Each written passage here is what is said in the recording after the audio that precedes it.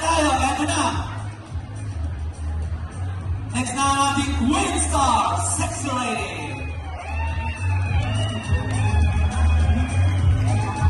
Alright, sige. Walang sisigaw. Baka mag-disqualify kayo. Okay lang yan, ganyan. Bunod na. Actually, magagaling din to. Ewan ko na po yun. Bakala na yung judges sa inyo, guys. Kilala ko kasi ng mga to. Sige, sinong nabunod? Si Joshua, all the way from Manila. Sige. Sana may yung isa, helicopter naman. May magsayo ng helicopter. Nakapagpagpakan na si Yuri. Ano ang sasayo nito ni St. John? Kill this love. Kill this love na yan, St. John. Ay, ba? Kasi kalong. Hindi, pero ibang person.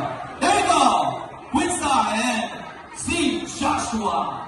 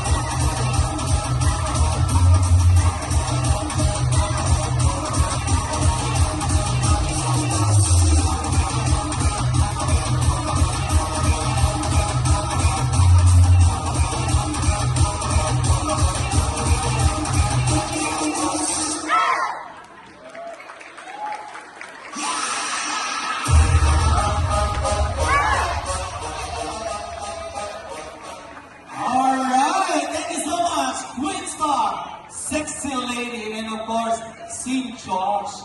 Grabe yung mabilis ang switching nila na umiikot. Biglang nagpapalit yung mga mukha dito nila.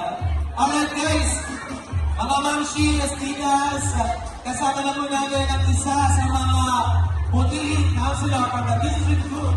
Counselor, Foto Pogino Gonzales. Palakpakan naman po natin.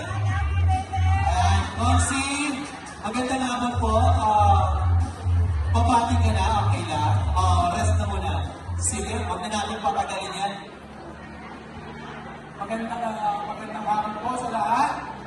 Ito po, ating birthday celebrant. Ako, hindi kayo ito. Kailan po ba birthday ni Cebu? Sino ang nakakaalam? Kapag Ken, hindi ko makakalimutan dahil magka-birthday kami talaga.